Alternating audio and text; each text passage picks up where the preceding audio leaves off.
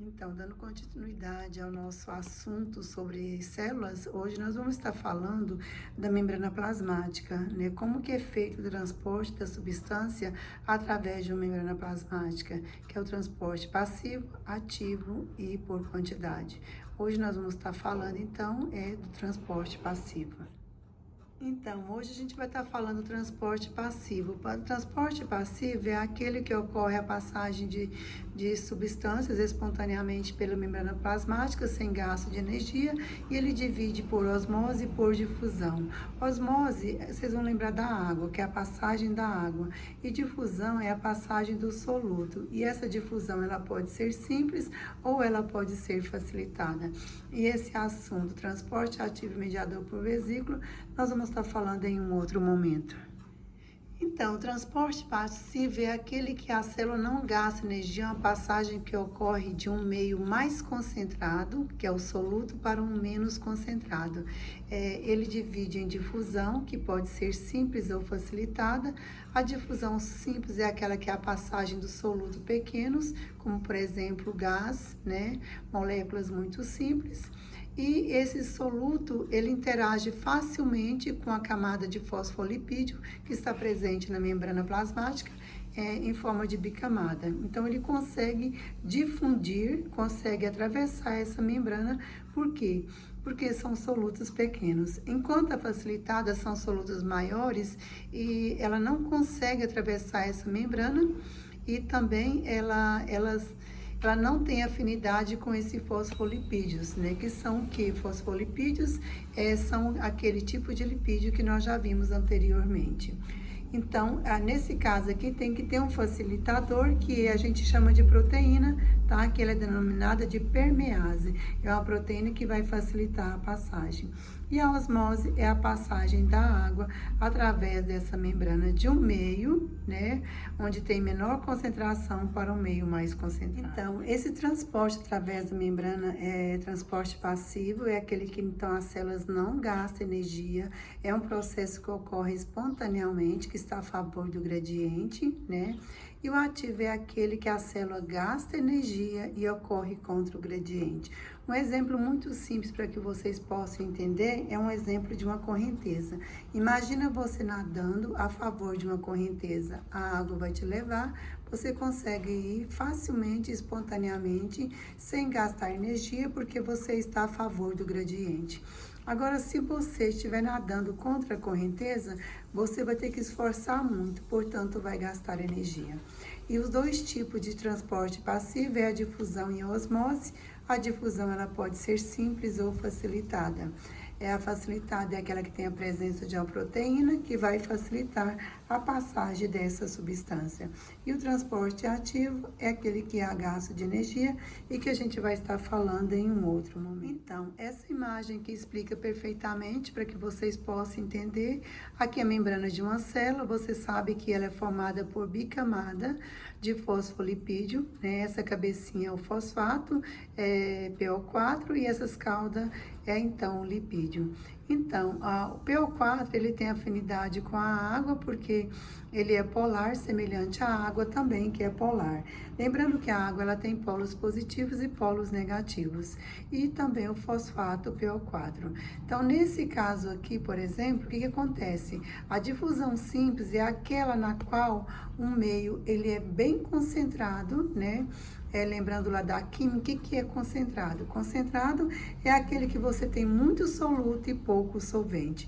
Vamos imaginar que o nosso soluto, ele é um sólido, ele é um sal, por exemplo, e o nosso solvente, ela é a água. Toda vez que a gente tem um soluto sólido e uma água solvente, né?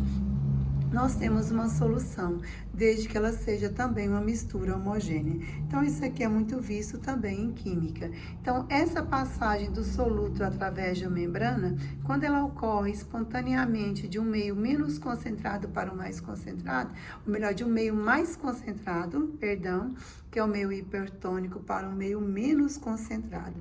Então, aqui extracelular, existe uma grande quantidade, então, de soluto, enquanto meio. Nesse caso, então, aqui no meio extracelular, que acontece? Esse soluto, ele vai difundindo, ele consegue atravessar essa camada de fosfolipídio, tá? Então, esse meio mais concentrado, eu falo hipertônico, e o meio menos concentrado, eu falo hipotônico. Vocês podem entender muito bem esse aqui, o que ocorre nas trocas gasosas. Então, lá nos nossos pulmões, nos alvéolos pulmonares, né, a gente sabe muito bem que é do processo da respiração, que a respiração é a inspiração e a expiração.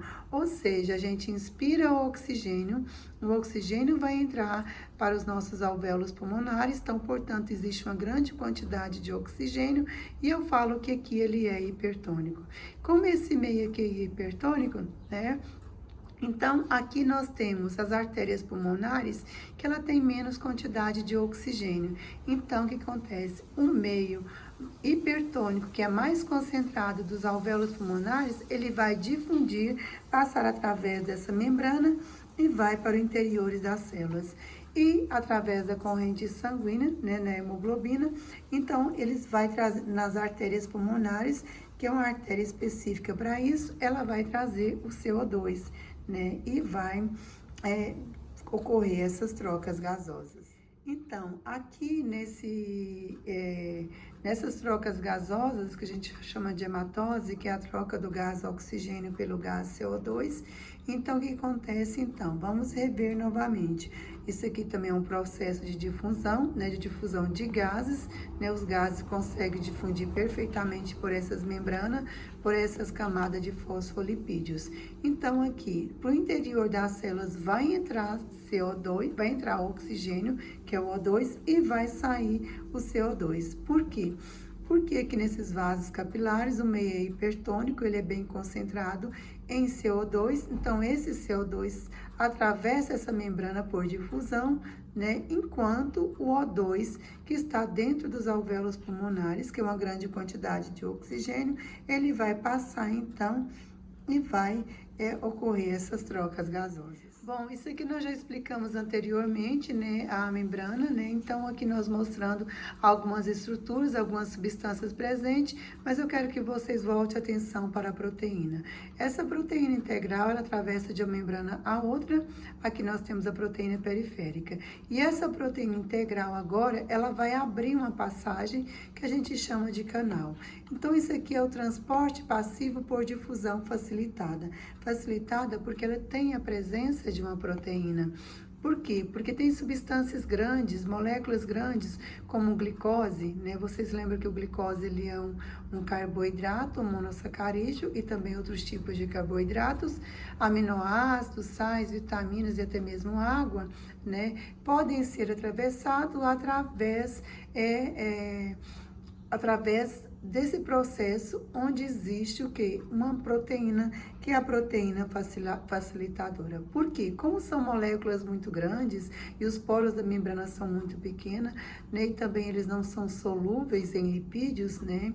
Porque aqui nós temos o lipídios, que é uma substância apolar, então dificulta muito a passagem. Aí a proteína ela vai abrir essa passagem para que ocorra facilmente. Então, essa proteína, então, inclusive, não somente esses solutos grandes, como até mesmo a água. A água, ela consegue atravessar a membrana através dessa camada de fosfolipídio.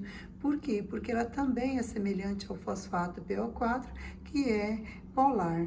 E mais um processo, ele não é fácil, ele é um processo que é mais lento. Por quê? Porque aqui existe a gordura, a camada de lipídio, que vai dificultar a água, que é polar, enquanto o lipídio ele é apolar.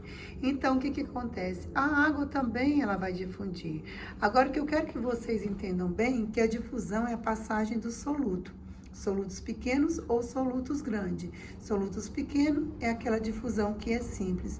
E os solutos maiores é a difusão facilitada, porque ela tem a ajuda de uma proteína, que é a proteína facilitadora, que vai fazer com que ocorra essa passagem, e até mesmo a água. Agora a gente vai ver um outro tipo de processo através da membrana, que também não tem gasto de energia, que é chamado transporte passivo, que é a osmose. A osmose, então, vocês sabem que vocês vão lembrar da água, tá? A difusão vocês lembram do soluto e a osmose da água. Então, agora vai ocorrer a passagem através de uma membrana semipermeável de um meio menos concentrado, né, onde tem uma grande quantidade de água, né? Então, essa água ela vai passar por essa membrana até igualar. Isso aqui vocês conhecem muito bem. Quando vocês fazem, por exemplo, uma água doce e vocês colocam muito açúcar, só para vocês entenderem bem, eu falo que ela vai estar muito concentrada, que é hipertônico. E se você coloca somente uma colherzinha de açúcar em 1 litro de água, vai ser um meio hipotônico, porque tem mais solvente e pouco soluto. Então, essas bolinhas vermelhas representam o soluto e a bolinha azul representa a água. No transporte passivo por osmose, o que acontece? A passagem que ocorre é a passagem da água de um meio menos concentrado, que é hipotônico, para um meio mais concentrado, que é hipertônico. E na difusão é o soluto, que é o inverso do meio hipertônico para o meio hipotônico. Agora eu vou representar para vocês alguns esquemas para que vocês possam entender facilmente o que foi falado. Então, nas células do sangue, né, as hemácias, por exemplo, quando a mesma quantidade de água entra e sai, né, ocorre um equilíbrio e o meio é o isotônico, que é o ideal para as células. Agora, o que acontece? Se há uma grande perda de água, se o meio extracelular, imaginando que seja hipertônico, vai perder muita água e essa célula ela vai desidratar e murchar. Agora, se for hipotônico, né, por exemplo, o meio extracelular, vai entrar uma grande quantidade de água para o interior da célula e ela vai inchar. Esse processo também ocorre com as células vegetais, né? Então, nas células vegetais, se você retirar a água, perder água, né? Então, a gente fala que ocorre plasmolizado. Se o meio extracelular for hipertônico. Mas se o meio for hipotônico, vai entrar uma grande quantidade de água. E o meio isotônico é o ideal, que é chamado de flácido. Só que na parede celular, nas células vegetais, o que acontece? Existe uma parede celular, né, que não está presente na célula animal. Então, essa parede celular, ela protege mais o interior da célula, evitando que ela estoure ou que ela desidrate. E esse é o esquema do que foi falado anteriormente, representando a difusão simples, atravessando a bicamada de fosfolipídio, onde os solutos são pequenos e eles conseguem atravessar. Lembrando que é de um meio mais concentrado para um meio menos concentrado. Se no interior da célula estiver mais concentrado e o extracelular menos concentrado, o processo ele vai ser inverso. E a difusão facilitada, do mesmo jeito, é a passagem do soluto.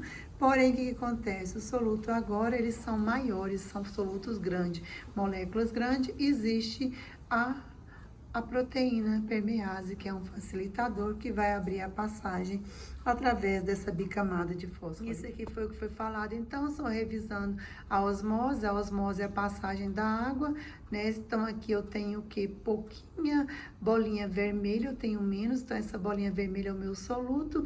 Então, aqui existe o que? Maior quantidade de água, eu falo que é uma solução hipotônica. Então, a água, ela vai passar do meio menos concentrado para o mais concentrado. Quando isso acontece, ocorre o equilíbrio. Lembrando que essa membrana, essa pretinha aqui é simbolizando a membrana semipermeável. Semipermeável porque vai selecionar o que pode entrar para dentro e para fora da célula. Se no interior da célula existe o que? Uma grande quantidade. Se no interior da célula existe uma grande quantidade de água, então essa água ela vai sair para o meio hipertônico, que é o que é mais concentrado.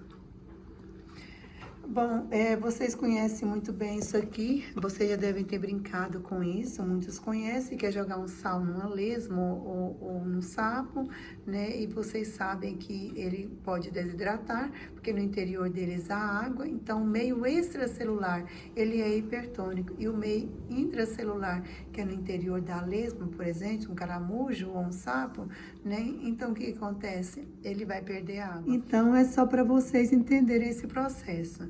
Você está com má vibrações. Vá para casa e faça o que eu falei. Que pensativo. Não. Banho de sal grosso, não. Então, aqui mostrando, então, o processo. Então, aqui foi jogado um sal, né, nesse caramujo, mostrando que, nesse caso aqui, ocorreu o processo da desidratação, porque o meio extracelular, ele é hipertônico. No mais, pessoal, obrigada.